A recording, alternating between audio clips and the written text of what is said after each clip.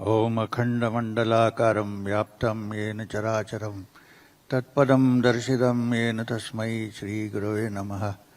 अज्ञानतिमिरान्धस्य ज्ञानाञ्जनं शलाकया चक्षुरुमिलितं येन तस्मै श्रीगुरवे नमः।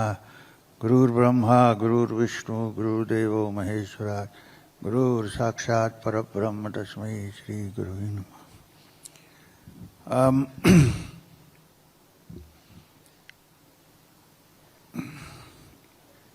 मैं पहले ये कहना चाहता हूँ कि बहुत बहुत धन्यवाद कि आपने हमें इस कार्यक्रम में निमंत्रित किया। अब ये स्वास्थ्यम और अमृतानुभव के नाम से ये आज का फंक्शन चल रहा है। अब आप सबको पता होगा, आप महाराष्ट्र में बैठे हैं पुणे में, कि अमृत अनुभव जो है वो एक बहुत बड़ी चीज़ है जिसके बारे में सोचना समझना और अभ्यास करना पड़ता है, साधना करना पड़ता है। ये भी आपको मालूम होगा कि संत ज्ञानेश्वर जो संतों में उत्तम संत हम समझते हैं, और दूसरी बात यह है कि वो नाथ संप्रदाय से हैं जिससे हम भी हैं। अब उन्होंने ये एक भगवत गीता के ऊपर ऐसा एक कमेंट्री लिखा जो किसी ने आज तक इतनी अच्छी कमेंट्री भगवत गीता के ऊपर लिखा नहीं है, और उसका नाम आप सब जानते होंगे, ज्ञानेश्वरी। अब ज्ञानेश्वरी का दूसरा भी नाम है, आप जानते होंगे। क्या नाम है? ये तो इंटरैक्शन नहीं है, तो आप भावार्थ दीपिका, मतलब भाव का अर्थ का चिराग, दीपिका। तो एक एक श्लोक के ऊपर, गीता के एक एक श्लोक के ऊपर संत ज्ञानेश्वर ने इतना एलॉबरेटली कमेंट किया है कि मैंने अभी तक नहीं देखे। तो 200 साल पहले की बात है। हमारा एक प्रॉब्लम है कि मैं मराठी नहीं पढ़ सकता, तो दूसरे जो पढ़ते हैं उसको सुनना पड़ता है या ट्रांसलेशन के ऊपर डिपेंड करना पड़ता है। सच है। मगर जब मैंने इसको पढ़ा तो मुझे ये समझ में आया कि ऐसे जिंदे संत जो अपने आप इच्छा समाधि में 16 साल की उम्र में, 17 साल की उम्र में उन्होंने कहा कि मैं अभी मेरा काम खत्म हो गया, मैं जा रहा हूँ। ऐसे साधु संत जो हैं वो बहुत रेयर हैं। इच्छा मरण ऐसा आसानी चीज़ नहीं है जिसके हम कहें।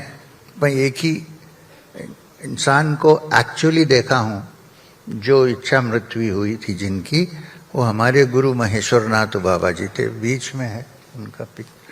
महेश्वरनाथ बाबा जी भी नाथ पंथ से ही थे। तो उन्होंने कहा कि अब मेरा काम हो गया तो मैं जा रहा हूँ, और उन्होंने समाधि बना के उसके अंदर बैठ के 3 बार दम छोड़ा, बस, दूसरा कुछ नहीं, गए। संत ज्ञानेश्वर आलंदी तो यहाँ से पास में ही है, उनकी समाधि जीव समाधि यहाँ है। अब ये भावार्थ दीपिका लिखने के बाद उनके गुरु जो अपने ही भाई थे, जो नाथ संप्रदाय थे, उनका नाम निवृत्तिनाथ था, और निवृत्तिनाथ के गुरु गहनीनाथ थे।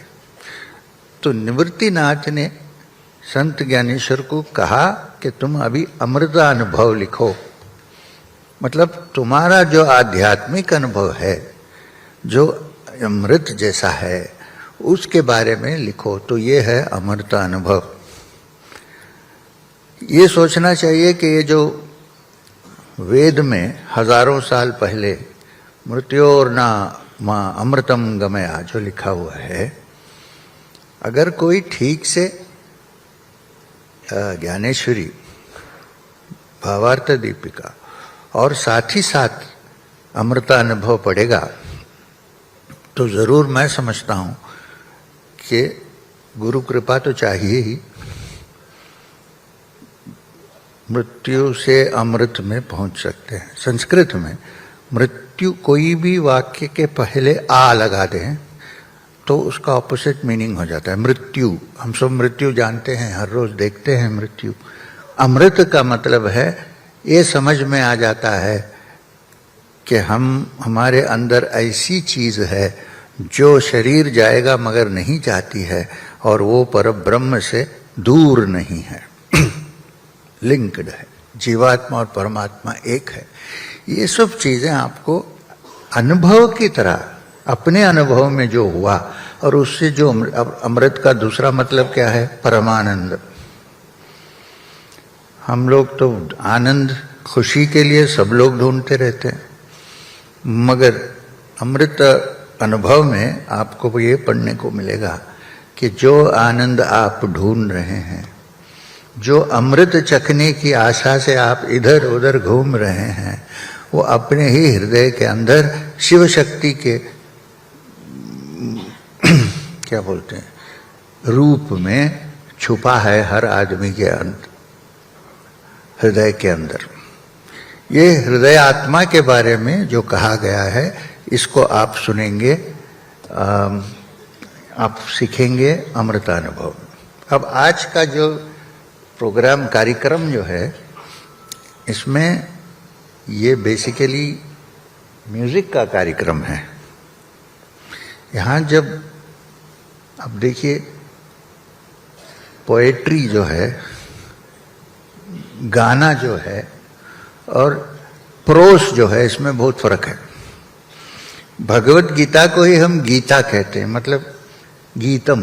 गीतम क्या चीज है? जो गाया जाता है।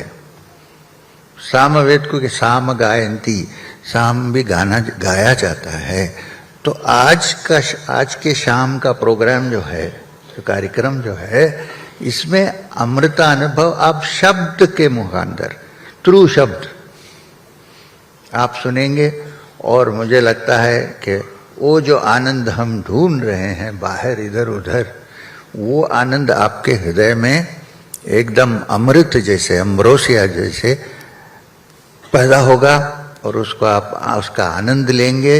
ये समझ के मैं अभी ज्यादा कुछ बोलना नहीं चाहता हूँ, क्योंकि जो सुनते हैं श्रुति, वो जो मैं बोल रहा हूँ उससे भी इम्पोर्टेंट है। तो म्यूजिक से हम जा सकते हैं वहां तक जहां हर योगी जाता है। इसको शब्द योगा कहते हैं, और ये शब्द योगा बाल गंधर्व के नाम पे है। ये मुझे लगता है कि बाल गंधर्व शब्द योग से ही अपना साक्षात्कार पहुंचा है। तो अभी मैं ज्यादा नहीं बोलूंगा, आज्ञा लूंगा कि मैं अभी स्टेज से निकल जाऊं, और आप अपना संगीत का अमृता अनुभव करें, और उसके आनंद लेकर आप वापस घर जाएंगे, और आपके साथ कभी भी रहेगा। ये कह के मैं विदा लेता हूँ। नमस्कार, धन्यवाद।